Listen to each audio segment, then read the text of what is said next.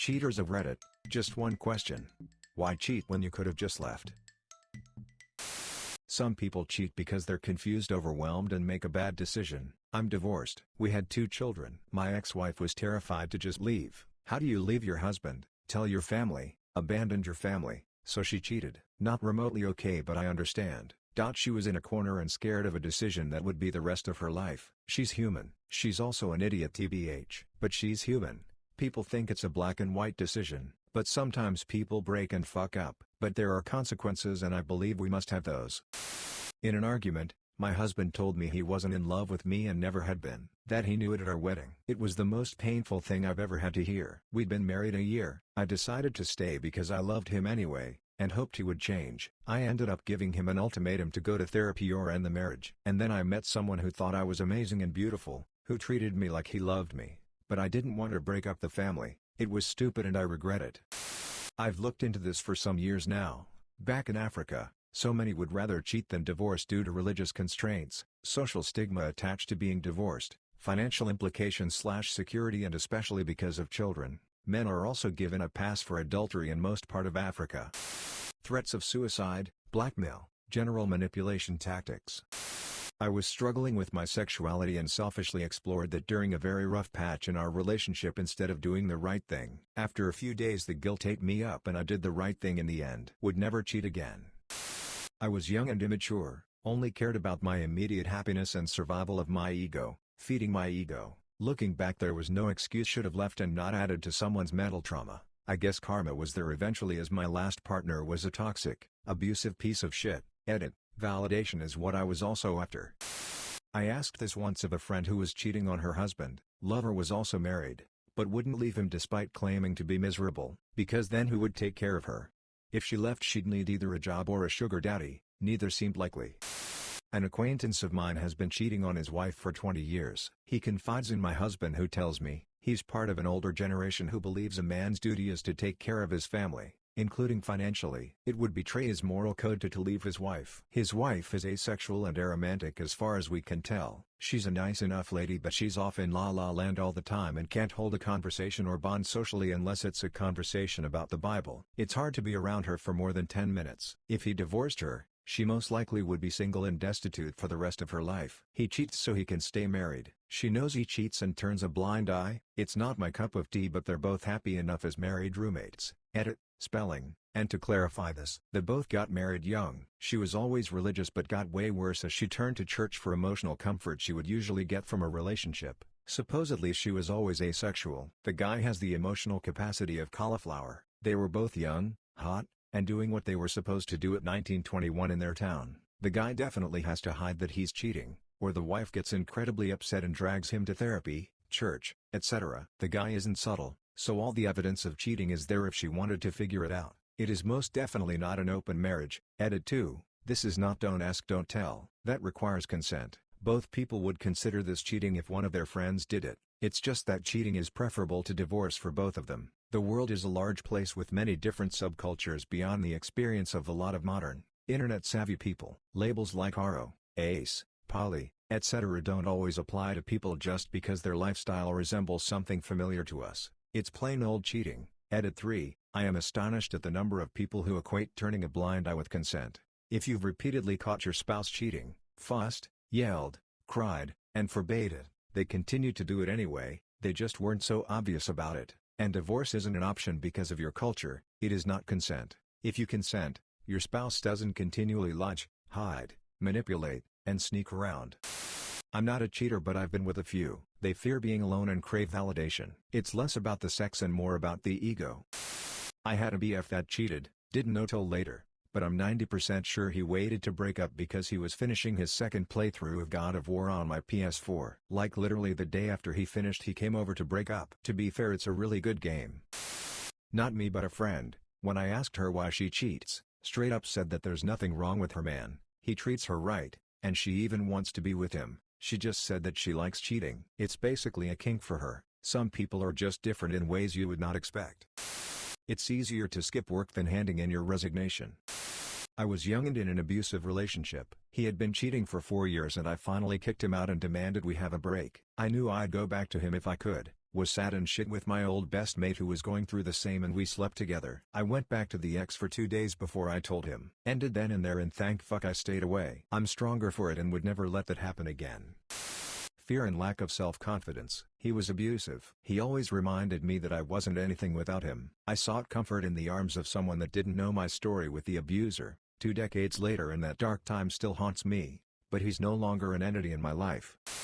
I cheated on my abusive ex because I was scared shitless of him and knew he'd never allow me to break it off independently. I wasn't actively looking to use some random guy. I was very interested in him, and I proved it by marrying him and spending the past 43 years with him. Best decision of my life. I cheated a bunch when I was younger. I never planned to cheat. In fact, I always had the mindset of I am not going to cheat. But then, when I would have a girl flirt with me, my mind right away switched to excuses and justifications mode. I always thought, why not just quickly fuck her? Nobody will find out. The words "why not" would just repeat in my head until I finally gave in. And the issue is, I never did get caught. I cheated, quite a bit, on multiple relationships, and never got caught, which only furthered my mindset that I could cheat and get away with it. Today I am single at 44. I am great friends with my ex-wife and we have 2 kids together, living on the same block. I have realized I am not built for a monogamous relationship. I am too irresponsible, and I have come to terms that I am never just going to suddenly get over my promiscuity, and I don't want to potentially hurt any poor woman who ends up in a relationship with me. I also realized some other stuff, notably that I prefer to just have a lot of social connections rather than one soulmate to live with forever. I like to live alone, but close to friends and family. I have had steady friends with benefits on and off for the past few years. I prefer it this way. This is complicated. I was with my ex for about 8 years. We were trying to start a life together. We sort of made a pact. If he helped me through school, I'd help him through school. I finished school and started making the big bucks. It was his turn. Unfortunately, in order to make the big bucks, I had to move and go long distance. I visited every weekend. He never visited me. About 2 or 3 years into my job, the stress was killing me. The people were hateful and I was working inhumane hours. I'd come home every weekend and just kinda cry and say I can't wait till we can be together again. I miss him so much, etc. He would tell me he just had a few more classes to go and would graduate next year. Next year for real. I feel dumb cause in hindsight, it's obvious, plain as day, but I never thought he'd lie to me. This part is important. I was always accepting that my so may find that school wasn't for them. I was always sure to give him an out. I just wanted him to have the same chance he gave me and to be happy. Anyway, I paid for all of his expenses. Rent, groceries, everything. I even gave him $100 a week for an allowance. I was sure to tell him to save as much as he could. It could be our/his savings to help him out if he found himself in a bad spot. One weekend, I come home and I'm stressed to the max. I hug him close and tell him I miss him and I count the days down until we can be together again.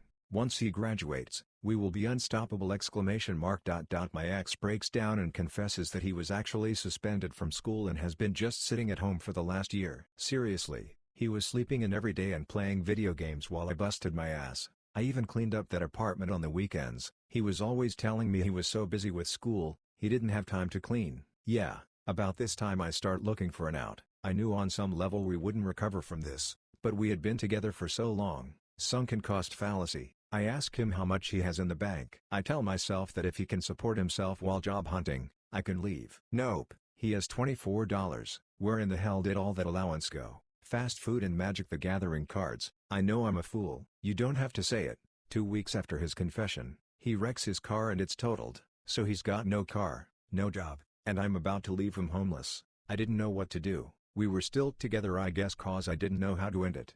But I did find someone else during that time, and while I never had sexual contact, I guess it'd count as emotional cheating. I still feel guilty about it, but this person made me see that I could find better quality partners. This guy had his act together and I realized that my ex made me feel like I was a mom. Eventually we did split officially when he got a little more stable, and I started dating the guy mentioned above. I still worry about my ex a lot. He's not doing well these days, but I can't say I'm surprised. He had a pretty sweet setup, a great thing going for him, and then he managed to blow all of it. Very expensive lesson to learn on my part, I guess. I tell myself it was cheaper than having a baby with that guy. I try not to think about it, because I was a coward. She had only ever been sweet and thoughtful to me, but I did not love her. I kept trying to think that my feelings would come, but they never did. However, the other person was the one who made my heart skip a beat. It took too long for me to leave my girlfriend for the one. In the end I broke 2 hearts and destroyed my own. Sometimes you gotta pull the band-aid off, but I couldn't because in some stupid crazy way I didn't want to be a bad person. Worst decision of my life and something that haunts me to this day. 15 years of no sex. However, wasn't looking forward to divorce. I knew it would be World War III since sex refused to work, but knew she would be extremely greedy in a divorce and demand way more than half, plus knew she would try to turn our kids against me. The bottom line is that I found out I married a borderline. I'll chime in with honesty and transparency because I literally lost the women of my dreams due to cheating. 33 days ago. I cheated on several of my girlfriends in the past. Most I wasn't into, so it didn't affect me. Notice the selfishness of that comment. They didn't know about it and I never told them. But cheating always starts with poor boundaries with yourself, lack of empathy for others, or misplaced empathy for the victim as opposed to your partner, and simply because you wanted to do it. The last part is where I struggle most to this day. I had therapists tell me I cheated because of my upbringing, or because I never feel good enough for a wonderful woman, or because I never really got the attention I needed growing up so I sought it from women, or because of my own insecurities and self-punishment. Bottom line is cheaters cheat because they want to. They lie and cheat because the consequence of getting caught is not greater than what they are gaining on the other side. In my case, the consequence was finally greater than the reward. It forced me to change. I fought for a year and a half to fix my fuck up, but it was too broken. During the 1.5 years I've done intensive therapy, removed all toxic men from my life, joined a male coalition, done mindfulness retreats, picked up mediation and journaling, all to become a better person that is more in tune with my emotions. The thought of cheating or lying makes me want to throw up at this point, but it's been a long shitty journey to really look at myself to change. Most people don't do the work and continue to cheat. Hell, I was at the point where I was calling myself a piece of shit and then becoming that in a relationship. So it was an endless cycle of proving myself right. Only once I started to develop self-love did the negative thoughts stop. Only when you can set boundaries you can stop the cheating. Only when you can forgive yourself can you change. It takes real loss and real consequences to change. Mine was losing the love of my life. I'm now 40 and alone. No family, no kids, miserable but healing. Don't be me, guys. Be better. Don't cheat. My guess is that just leaving isn't an option for some. Divorce can equal financial devastation for everyone involved. I know someone with a dead bedroom. They love their spouse, but their spouse has zero interest in being intimate. They have considered going outside the relationship. I was in a miserable relationship when I was in college, bad place mentally. The girl I was seeing was clingy and manipulative, and horribly guilted me every time I tried to break up with her. I no longer loved her nor liked her, and I started looking for someone else even though we were still together, and even messaged other girls on Tinder, etc. I don't feel good about it. And I know there isn't an excuse for my behavior. It is nice being able to admit it. I cheated once because I was in a long-distance relationship and I was lonely, and drunk, and too immature to resist the temptation of someone wanting to be with me. I had been cheated on several times and figured, why should I be the only one that's ever faithful? She's probably already cheating on me anyway. But of course, that was just bullshit and I knew it. I told my girlfriend immediately. Things predictably crumbled over an excruciatingly long time. I've never cheated again.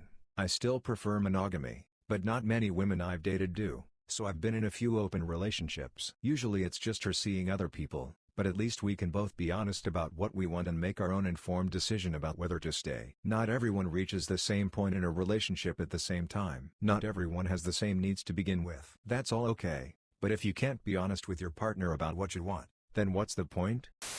As someone who was cheated on, I have always assumed it was because he was a coward and that he was able to vilify me to the point where he could hurt me so much. I only found out he was cheating after he left me, so fear of leaving or not being able to leave was not his issue. We have no kids and we make the same amount of money, so the subsequent divorce is actually going quite smoothly. I was still mentally in the relationship and trying to make it work when he ripped that band-aid off. We had problems, but he had agreed to go to a counselor. He left as we were approaching the first appointment. It was a long wait to get in to see one. He was out of love with me for a long time before he left, but I had no idea because he kept agreeing to work on our relationship.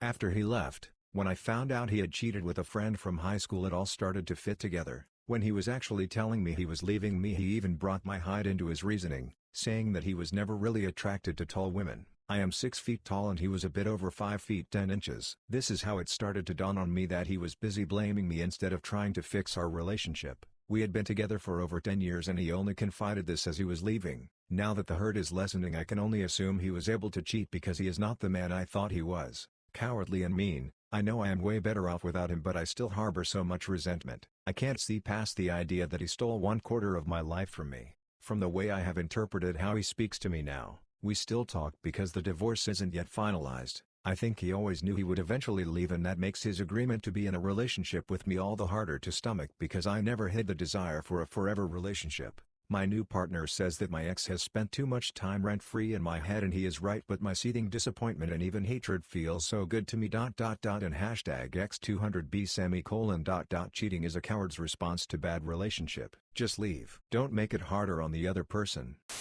Honestly, it just sort of happened, because I allowed myself to be in situations where it could happen. Basically, I was young and stupid and not considering the full consequences of my actions. Add an untreated mental illness and you get pretty shitty decision making.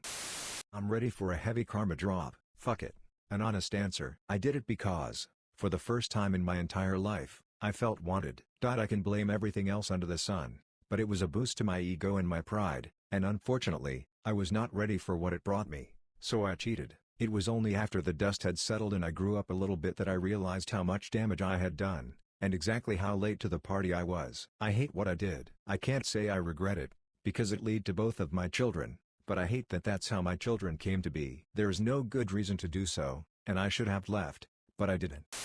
I know I'm going to catch a lot of flack for this, but in the spirit of being honest: honestly, things just got stale after a while. I felt like I'd taken things as far as they could go, and I just wanted something for myself. Something entirely selfish, just this once. Although I always knew cheating was an option, I never really considered it until I was already at a point of giving up. I just kept thinking, so now what? Is this all it's going to be, forever? Then, as I started cheating, it was as if I found an entirely new motivation to go on. What for so long had started to feel stale suddenly wasn't anymore. It was dishonest, sure. But had it really been any better if I'd just given up and walked away? The Valheim devs put cheats in the game for a reason, and if they didn't want you to ever do it, the option wouldn't be there to begin with. Once I started cheating, I built things grander and more beautiful than I'd ever done before, and I have absolutely zero regrets about that.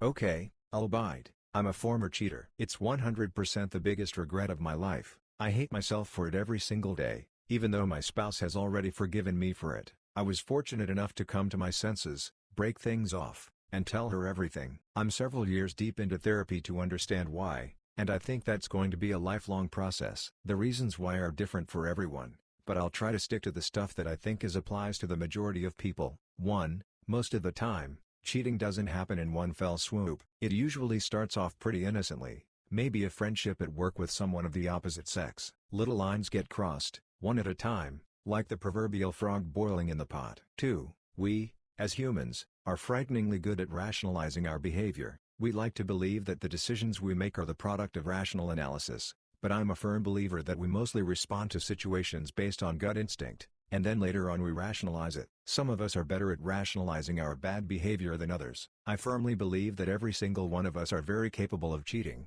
under the right circumstances. I know that's a very controversial opinion. Those of us who are already good at compartmentalization and rationalization are especially vulnerable. 3. A lot of the time, people who cheat are not that different than people who use drugs, or drink to excess, which is to say, they are deeply unhappy inside, they don't know why, but they come to understand that doing these things makes them feel better. There's a popular conception of the cheater as sociopath, and it's the one that tends to be people's default assumption. And honestly, I'm sure it's true in many cases, but I also know that there are many people who hold their infidelities as their deepest regrets. When I finally confronted what I'd done, I slid into the worst depression of my life. I can remember standing over the kitchen sink with a chef's knife resting on my chest, hoping to find the strength to plunge the blade in. It took at least a year of weekly therapy to come to the point where I didn't hate myself all day, only some of it, and that's long after my spouse forgave me. So not all of us are sociopaths, even if some are. Thanks for listening. Subscribe for more daily videos.